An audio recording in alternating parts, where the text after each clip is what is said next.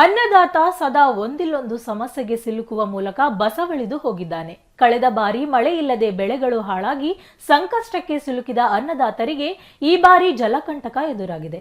ಹಾಗಿದ್ರೆ ಜಲಕಂಟಕ ಎದುರಾಗಿರೋದು ಎಲ್ಲಿ ಅಂತೀರಾ? ಇಲ್ಲಿದೆ ನೋಡಿ. ತುಂಗಭದ್ರಾ ನದಿ ನೀರಿನಲ್ಲಿ ಮುಳುಗಡೆಯಾದ ಅಡಿಕೆ, ತೆಂಗು, ಭತ್ತದ ಬೆಳೆ. ಹರಪನಹಳ್ಳಿ ತಾಲೂಕಿನ ನಿಟ್ಟೂರು ಕಡತಿ ಪಂಚಾಯಿತಿ ವ್ಯಾಪ್ತಿಯಲ್ಲಿ ಘಟನೆ. ಜಲಾವೃತಗೊಂಡ ಬೆಳೆಗಳಿಂದ ಕಂಗಾಲಾದ ರೈತರು. ನದಿ ನೀರಿನಿಂದ ಜಲಾವೃತವಾಗಿರುವ ಅಡಿಕೆ ತೋಟ ಹಾಗೂ ಭತ್ತದ ಗದ್ದೆಗಳು, ಜಲಾವೃತವಾಗಿರುವ ಬೆಳೆಗಳನ್ನು ಕಂಡು ಕಂಗಾಲಾಗಿರುವ ರೈತರು. ಈ ದೃಶ್ಯ ಕಂಡು ಬಂದಿದ್ದು ವಿಜಯನಗರ ಜಿಲ್ಲೆ ಹರಪನಹಳ್ಳಿ ತಾಲೂಕಿನ ನಂದ್ಯಾಲ ಹಾಗೂ ನಿಟ್ಟೂರು ಗ್ರಾಮದಲ್ಲಿ.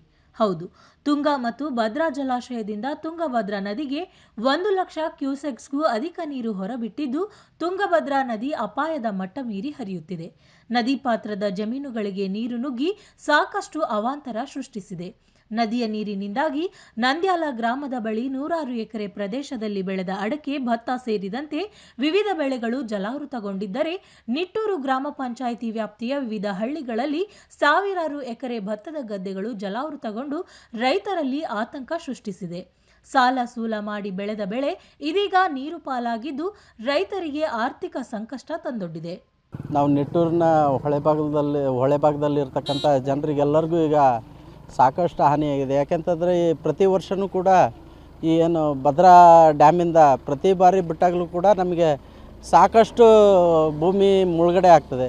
ಅದರಿಂದ ಯಾವುದೇ ರೀತಿಯಾದ ನಮಗೆ ಸರ್ಕಾರದಿಂದ ಪರಿಹಾರ ನೀಡೋದಂತಾಗಲಿ, ಯಾವುದೇ ಒಂದು ಅದರಿಂದ ನಮಗೆ ಯಾವುದೇ ಉಪಯುಕ್ತ ಯಾವುದೂ ನಮಗೆ ಸರ್ಕಾರದ ಸೌಲಭ್ಯ ಯಾವುದೂ ಕೂಡ ಬಂದಿಲ್ಲ. ಪ್ರತಿ ಬಾರಿ ಕೂಡ ಯಾವಾಗ ಮುಳುಗಡೆ ಆದ್ರೂ ಕೂಡ ಬಂದು ವೀಕ್ಷಣೆ ಮಾಡಿ ಹೋಗ್ತಾರೆ ಅಷ್ಟೇ. ಅದರಿಂದ ನಮ್ಗೆ ಯಾವುದೂ ಪರಿಹಾರ ಆಗಲಿ, ಅದರಿಂದ ಲಾಭ ಆಗಲಿ ಯಾವುದು ಕೂಡ ರೈತರಿಗೆ ಲಾಸೇ ಹೊರತು ಯಾವುದೇ ರೀತಿಯಾದ ಲಾಭ ಯಾವತ್ತು ಯಾರು ಕೂಡ ಬಂದು ನೋಡಿ ಹೋಗೋದಷ್ಟೇ ಮಾಡ್ತಾರೆ ಹೊರತು ಯಾರು ಕೂಡ ನಮಗೆ ಸ್ಪಂದನೆ ಮಾಡಿಲ್ಲ. ಈ ಬಾರಿ ಕೂಡ ಬರುತ್ತೆ ಅದೇ ರೀತಿ ಈ ಸರಿನೂ ಬಂದಿದೆ.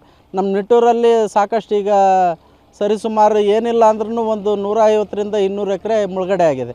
ನದಿ ಪಾತ್ರದಲ್ಲಿರೋದ್ರಿಂದ ಈಗಾಗಲೇ ರೂಢಿ ಆಗಿಬಿಟ್ಟಿದ್ದೇವೆ. ಯಾಕೆಂತಂದರೆ ಪ್ರತಿ ಬಾರಿ ಬಂದಾಗಲೂ ಕೂಡ ಈ ಸರಿನೂ ಮುಳುಗಡೆ ಆಗಿದೆ. ಮತ್ತೆ ಬಂದಾಗ ಈ ಮುಳುಗಡೆ ಆದಾಗ ನಾಟಿ ಹಚ್ಚೋದ್ರಿಂದ ಹಿಡಿದು ಎಲ್ಲದೂ ಕೂಡ ಲಾಸ್ ಆಗುತ್ತೆ. ಈ ಬಾರಿ ಕೂಡ ಮತ್ತೆ ಬಂದು ಹೋದ್ಮೇಲೆ ಮತ್ತೆ ನಾವು ರಿಪೀಟ್ ಅದೇ ಹೊಸದಾಗಿ ನಾಟಿ ಹಚ್ಚೋಂಥ ಸಂದರ್ಭ ಬಂದು ಹೋಗಿದೆ. ಈ ವರ್ಷವೂ ಕೂಡ ರೋಡ್ ಬ್ಲಾಕ್ ಆಗ್ತಾಯಿತ್ತು ಸರ್. ಈ 2 ವರ್ಷದಿಂದ ಹೊಸದಾಗಿ ಟ್ರೆಂಡರ್ ಕರೆದಾಗಿದ್ದ. ಈಗ ಬಂದಿರೋ ನೀರು ನಮಗಾಗಲೇ ಎದೆವರೆಗೂ ಇಲ್ಲಿವರೆಗೂ ಕುತ್ತಿಗೆವರೆಗೂ ಇರ್ತಿತ್ತು. ಈ ಬಾರಿ ರೋಡ್ ಆಗಿರೋದ್ರಿಂದ ಯಾವುದೇ ರೀತಿಯಾದ ಓಡಾಡಲಿಕ್ಕೆ ಯಾವುದೇ ತೊಂದರೆ ಇಲ್ಲ ಈ ವರ್ಷ. ನಿಟ್ಟೂರು ಗ್ರಾಮ ಪಂಚಾಯಿತಿ ವ್ಯಾಪ್ತಿಯ ವಿವಿಧ ಗ್ರಾಮಗಳಲ್ಲಿ ರೈತರು ನಾಟಿ ಮಾಡಿದ ಗದ್ದೆಗಳೆಲ್ಲ ಜಲಾವೃತವಾಗಿವೆ.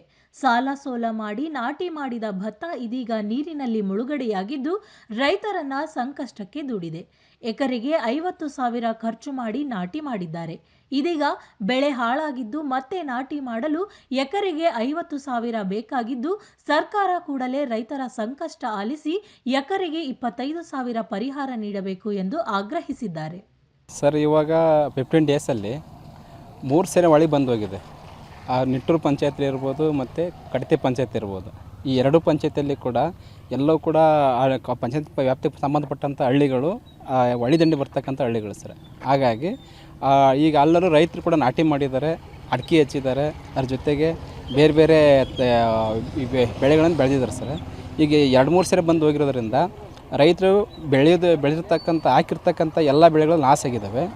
ಒಂದು ಮತ್ತೆ ಈಗ ಮತ್ತೆ ಅವ್ರೀಗ ಹೊಲವನ್ನು ಒಡೆದು ಮತ್ತೆ ನಾಟಿ ಮಾಡ್ಬೇಕಪ್ಪ ಅಂದರೆ ಒಂದು ಎಕರೆಗೆ ಕಡಿಮೆ ಅಂದ್ರೂ ಕೂಡ ಸರ್ ಅದೊಂದು 50,000 ರೂಪಾಯಿ ಖರ್ಚು ಬರುತ್ತೆ. ಹಾಗಾಗಿ ರೈತರಿಗೆ ದಯವಿಟ್ಟು ಯಾರು ನಮ್ಮ ಶಾಸಕರು ರಾಜ್ಯ ಮಟ್ಟಕ್ಕೆ ಈ ವಿಷಯವನ್ನು ತಲುಪಿಸಿ ಒಂದು ಪರಿಹಾರವನ್ನು ನೀಡಬೇಕು. ಅದರ ಜೊತೆಗೆ ಇನ್ನೂ ಕೂಡ ಈ ಮಳೆ ಬಂದಿರೋದ್ರಿಂದ ಭಾಳ ಜನರಿಗೆ ತೊಂದರೆ ಆಗ್ತಾಯಿದೆ ಸರ್. ಏನೋ ಇಲ್ಲಿಗೆ ಇಷ್ಟೊತ್ತಿಗೆ ರೋಡ್ ಕಟ್ಟಾಗಿ ಹೋಗ್ತಿತ್ತು, ಏನೋ 2 ವರ್ಷದಿಂದ ಈ ರೋಡ್ ಏನೋ ಒಂದು ಸ್ವಲ್ಪ ಮಾಡಿರೋದ್ರಿಂದ ಸ್ವಲ್ಪ ರೈತರಿಗೆ ಓಡಾಡೋಕ್ಕೆ ಅನುಕೂಲ ಆಗಿದೆ. ನಿಟ್ಟೂರು ಬಸಾಪುರ, ನಿಟ್ಟೂರು, ನಂದ್ಯಾಲ ಮತ್ತು ಕಡತಿ ಪಂಚಾಯತಿ ಸೇರ್ತೈತೆ ರೀ. ನಮ್ಮದು ಒಂದು ಎಷ್ಟು ಅಂದರೆ 1,000 ಹೆಕ್ಟೇರ್ ಭೂಮಿ ಈಗ ನೀರಾಗೈತೆ ರೀ. ಅಷ್ಟು ಸೇರಿ ಸರ್. ಈಗ ಅಲ್ಲ ಬೀಜ ಚೆಲ್ಲಿ ಅವರು ಅಲ್ಲ ನಾಟಿ ಮಾಡಿ ಮತ್ತೀಗ ನೆರೆ ಪರಿಸ್ಥಿತಿ ಆಗೈತೆ ರೀ. ಮತ್ತು ಅವ್ರು ಬೀಜ ಚೆಲ್ಲಿ ಮತ್ತೆ ಏನಾರ ಇದು ಮಾಡ್ಬೇಕಂದ್ರೆ ಮತ್ತೆ 1.5 ತಿಂಗಳು 2 ತಿಂಗಳು ಬೇಕು ಸರ್. 1.5 ತಿಂಗಳಂತೂ ಬೇಕೇ ಬೇಕು ಸರ್. ಒಟ್ಟಿನಲ್ಲಿ ತುಂಗಭದ್ರಾ ನದಿ ಮೈದುಂಬಿ ಹರಿಯುತ್ತಿರುವುದು ಒಂದು ಕಡೆಯಲ್ಲಿ ಖುಷಿ ಉಂಟು ಮಾಡಿದರೆ ಮತ್ತೊಂದೆಡೆ ರೈತರಿಗೆ ಸಂಕಷ್ಟ ತಂದೊಡ್ಡಿರೋದಂತೂ ಸತ್ಯ. ಕ್ಯಾಮ್ರಾ ಪರ್ಸನ್ ಮಂಜುನಾಥ್ ಜೊತೆ ಭೀಮ್ ನಾಯಕ್, ಒನ್ ಕನ್ನಡ ನ್ಯೂಸ್, ದಾವಣಗೆರೆ.